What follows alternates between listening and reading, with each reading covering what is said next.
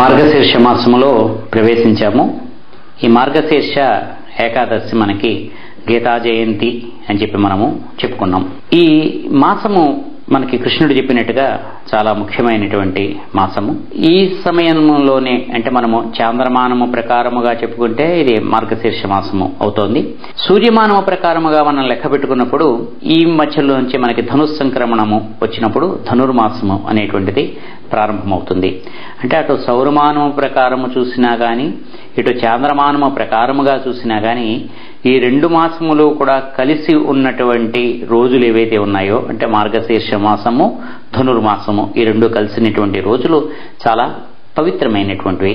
ఎందుకనంటే జ్యోతిష్ శాస్త్ర ప్రకారము మనకి 9వ రాశి మన యొక్క గురువుని, మన యొక్క సాధన, మన యొక్క భగవంతుడు మొదలైనటువంటి విషయాల్ని చెప్తుంది. మన ధర్మము మొదలైనటువంటివన్నీ కూడా చెప్తుంది.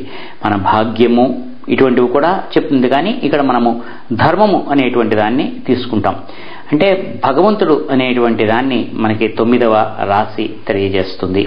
మనకి మాసములుగా మనము లెక్క పెట్టుకుంటున్నప్పుడు 9వ మాసము అంటే అక్కడ 12 రాసులు ఉంటాయి, ఇక్కడ మనకి 12 నెలలు ఉంటాయి. అంచేత ఒక్కొక్క రాశి ఒక్కొక్క నెల అని మనము అనుకుంటే అప్పుడు మనకి ఈ 9వ రాశికి సంబంధించినటువంటి 9వ నెల అనేటువంటిది ఏదైతే ఉంటుందో అది మనకి చాంద్రమానము ప్రకారము చూసుకుంటే మార్గశిరం అవుతుంది, సౌరమానము ప్రకారము చూసుకుంటే ధనుర్మాసము అవుతుంది.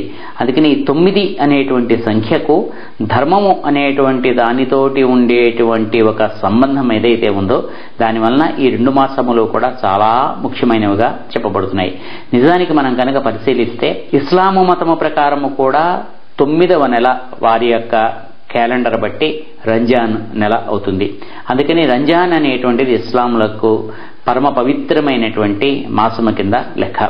అక్కడ కూడా అది 9వదే అవ్వడము అనేటువంటి దాని వెనకాల ఏమిటి రహస్యము అనేటువంటి దాని గురించి తర్వాత చెప్పుకుందాం. అంటే ఎక్కడ ఎప్పుడు మనం చూసుకున్నా కానీ 12గా మనము కాలమును విభజించడము అనేటువంటిది జరిగితే అందులో 9వ భాగము అనేటువంటి దానికి చాలా ప్రాముఖ్యం అనేటువంటిది ఉంటుంది. ఎందుకని అని అంటే 8 భాగములు గడిచిన తర్వాత 9వ భాగము నుంచి చివరకు వరకు ఉండేటువంటి భాగములకు అది మళ్ళీ ఒక పునర్జన్మముగా చెప్తారు. అంటే 8 భాగముల వరకు ఒక లెక్క, మిగిలినటువంటి 4 భాగములకు ఒక లెక్క. అంచేత ఇవన్నీ కూడా మనకి సంఖ్యాశాస్త్రము, జ్యోతిష్ శాస్త్రము ఇటువంటివి మనము ఎప్పుడైనా కనుక మనము వాటి గురించి చర్చించుకుంటే అప్పుడు మనకి స్పష్టముగా అర్థమవుతాయి.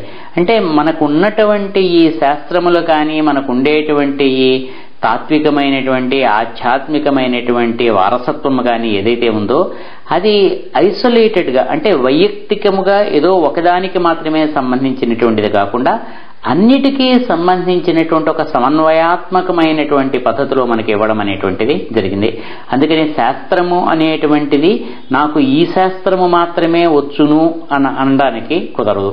ఆ శాస్త్రమునకు సంబంధించినటువంటి మిగిలినటువంటి శాస్త్రములు కూడా ఏవైతే ఉంటాయో వాటిని కూడా మనం అర్థము చేసుకున్నప్పుడు, వాటిని కూడా మనం చదువుకున్నప్పుడు మాత్రమే మన యొక్క చదువు కానీ మన యొక్క జ్ఞానము కానీ విజ్ఞానము కానీ అది పరిపుష్టి నొందుతుంది, అది పరిణితి చెందుతుంది. తప్పిస్తే కేవలము మనము ఇది మాత్రమే నాకు వచ్చు, నేను ఇది మాత్రమే తెలుసుకున్నటువంటి వాడిని, ఇంకేవీ నాకు రావు అంటే కుదరదు. అంచేత మనము ఇటువంటి మాసముల గురించి చెప్పుకునేటప్పుడు అటు జ్యోతిష్ శాస్త్రం గురించి చెప్పుకుంటాము, సాంఖ్యశాస్త్రము గురించే చెప్పుకుంటాము, తర్వాత మనం అనేటువంటి సింబల్స్ అనేటువంటి ప్రతీకాత్మకముగా ఉండేటువంటి చిహ్నములు ఏవైతే ఉంటాయో వాటి గురించి కూడా మనం చెప్పుకుంటాము. అదే మనకి ఒక్కొక్క రకముగా తంత్రశాస్త్రం కింద చెప్తారు. అంచేత ఇన్ని రకాలుగాను కూడా 9 అనేటువంటి సంఖ్యకు ఉండేటువంటి గుర్తింపు ఏదైతే ఉందో, ఒక విశిష్టత ఏదైతే ఉందో అది 9వ నెలకు కూడా మనకి వస్తుంది. అంచేత ఆ రకముగా 9వ నెల అనేటువంటిది మనకి చాంద్రమానము ప్రకారముగా మార్గశీర్షం అవుతోంది, సౌరమానము ప్రకారముగా మనకి ధనుర్మాసం అవుతోంది. అందుకని ధనుర్మాసము అనేటువంటిది ఏదైతే ఉందో ఈ ధనుర్మాసాన్ని మనకి దేవతల యొక్క సూర్యోదయానికి పూర్వం ఉండేటువంటి బ్రాహ్మీ మాసం అని చెప్పి కూడా మనం ఒకసారి చెప్పుకున్నాం.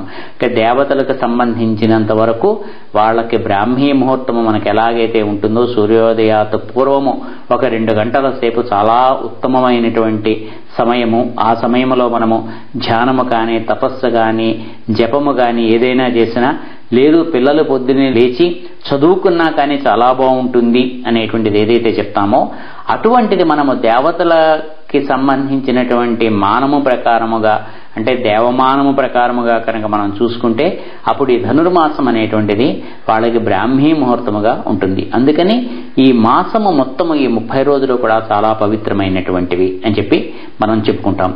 అదే మాసము అనేటువంటిది మనం చాంద్రమానము ప్రకారముగా చెప్పుకుంటే మార్గశీర్షం అవుతుంది. అందుకని మనకి కృష్ణుడు కూడా మాసానాం మార్గశీర్షోహం అని చెప్పి ఆయన చెప్పాడు. మాసములలో నేను మార్గశీర్ష మాసమును, అంటే మార్గశీర్షం అనేటువంటి మాసము నా యొక్క రూపము, ఆ మాసములో నేను ఉంటున్నాను అని చెప్పి.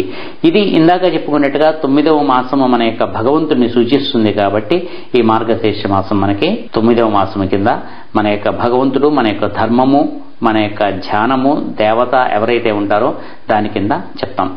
ఈ మాసములోనే గీత అనేటువంటిది మనకి చెప్పడం అనేటువంటిది జరిగింది అనేటువంటిది ఉంది కాబట్టి గీతా జయంతి అనేటువంటిది ఈ మాసంలో వచ్చేటువంటి ఏకాదశి నాడు మనకి గీతా జయంతి కింద మనము జరుపుకుంటున్నాం. మనకి ఉన్నటువంటి ధర్మశాస్త్రములు ఏవైతే ఉన్నాయో, మనకు ఉండేటువంటి వేదం ఏదైతే ఉందో, ఉపనిషత్తులు ఏవైతే ఉన్నాయో వీటి యొక్క సారం అంతా కూడా మనకి గీతలో ఇవ్వడం అనేటువంటిది జరిగింది. అందుకని గీతని మనము ఒక ఉపనిషత్తుగా మనము భావిస్తాం.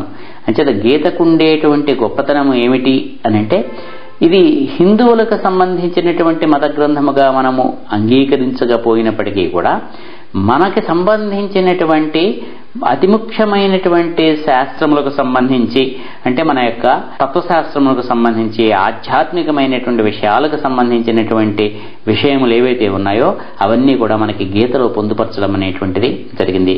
సాధనకు అవసరమైనటువంటివి, జ్ఞానమునకు అవసరమైనటువంటి, ధ్యానమునకు అవసరమైనటువంటి, ప్రతీకలుగా ఉండేటువంటి అన్ని రకాలైనటువంటి విషయాలను కూడా ఈ గీతలో చెప్పడం జరిగింది. కాబట్టి అటువంటి గీతా జయంతి మనకి ఈ రోజు వస్తోంది కాబట్టి మనకి చాలా పవిత్రమైనటువంటి మాసము ఇది.